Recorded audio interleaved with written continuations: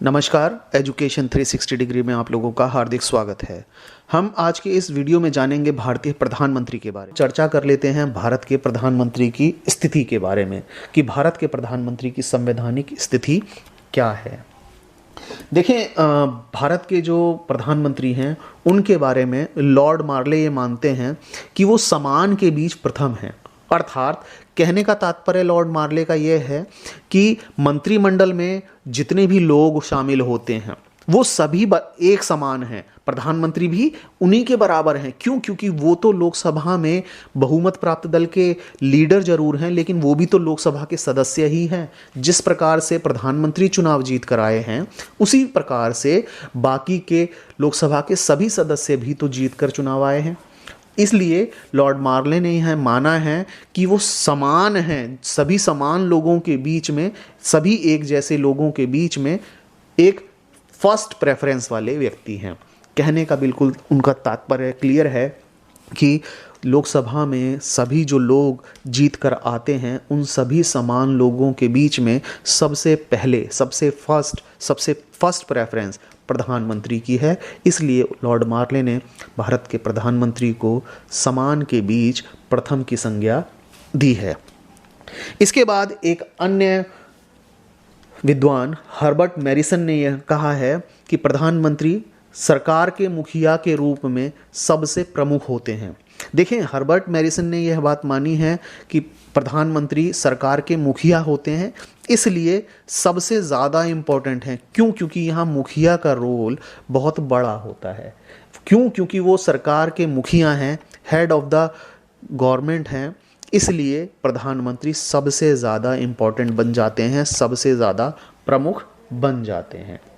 इसके अलावा एक अन्य विद्वान सर विलियम बर्नेट हार्टकोर्ट ने उन्हें तारों के बीच चंद्रमा की संज्ञा दी है। उनका ये मानना है कि प्रधानमंत्री, देखें जिस तरीके से रात के समय में हम तारों को चमकते हुए देखते हैं ना, हमें तारे बहुत ज़्यादा अच्छे लगते हैं, लेकिन उन तारों से भी ज़्यादा सुंदर कोई चीज़ यदि आकाश में दिखाई देती है तो वो होता है चंद्रमा।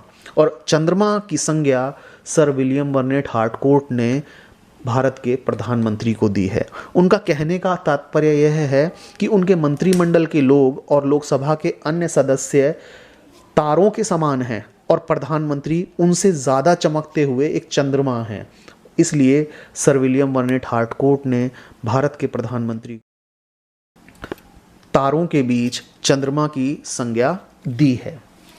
देखें, इसके अलावा जेनिंग्स ने यह कहा है, एक अन्य विद्वान जेनिंग्स ने यह कहा है, प्रधानमंत्री सूर्य के समान हैं जिसके चारों ओर ग्रह परिभ्रमण करते हैं, ग्रह घूमते हैं। यानी प्रधानमंत्री एक सूर्य हैं जो एक जगह हैं, स्थिर हैं, उसके बाद चारों ओर बाकी के लोग, बाकी के मंत्री, बाकी के मंत्री परिषद के सभी लोग और लोकसभा के अन्य सदस्य परिभ्रमण करते हैं और सारी की सारी चीज़ें उनके आसपास ही परिभ्रमण करती हैं, आसपास उनके घूमती हैं। इसके अलावा लास्की ने यह माना है कि प्रधानमंत्री सरकार का केंद्र बिंदु होते हैं। इनका कहने का अर्थ यह था लास्की का कि प्रधानमंत्री सरकार का केंद्र बिंदु हैं। बहुत इंपॉर्टेंट बात यहाँ लास्की ने बोली है भारत के प्रधानमंत्री के बारे में। इसके अलावा मुनरो ने यह माना है कि प्रधानमंत्री राज्य की नौका का कप्तान है।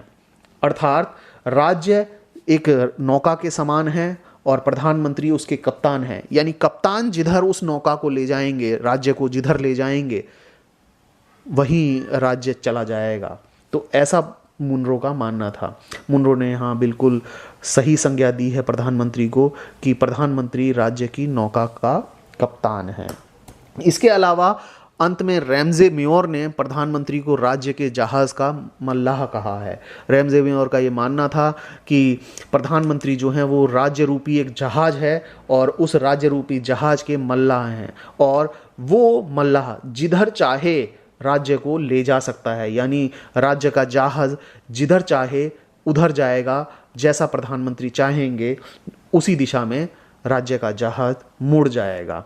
तो ये भारतीय प्रधानमंत्री की स्थिति थी, जिसमें रैमज़े ने ये कहा कि प्रधानमंत्री राज्य के जहाज के एक मल्लाह के रूप में भूमिका निभाते हैं और राज्य के जहाज को जैसा प्रधानमंत्री चाहेंगे, जिस दिशा में चाहेंगे, उस दिशा में ले जा सकते हैं। तो ये भारत के प्रधानमंत्री की स्थिति थी। यदि मेरे द्वारा वीडियो में दी गई जानकारी आपको अच्छी लगी हो तो वीडियो को लाइक करें, शेयर करें, सब्सक्राइब करें। धन्यवाद।